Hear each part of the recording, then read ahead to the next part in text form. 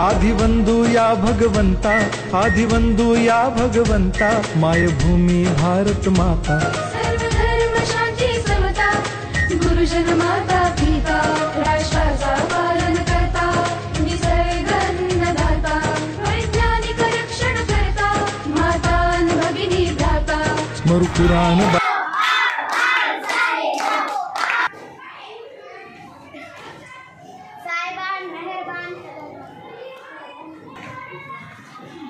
आज हम सब आप सबके सामने एक नुक्कड़ नाटक करने जा रहे हैं, जिसका अनुमान है कि जल है तो कल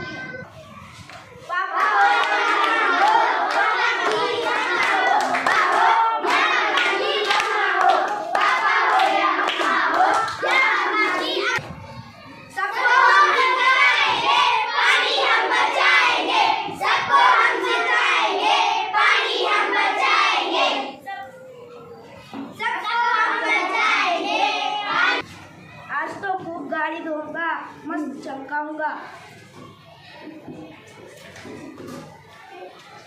अरे भैया, पानी क्यों बर्बाद कर रहे हो? पाइप से गाड़ी क्यों धो रहे हो? अरे जाओ जाओ, अपना काम करो। अरे भैया, नल चालू करके ब्रश क्यों कर रहे हो? जाओ जाओ, स्पून से ब्रश तो करने दो।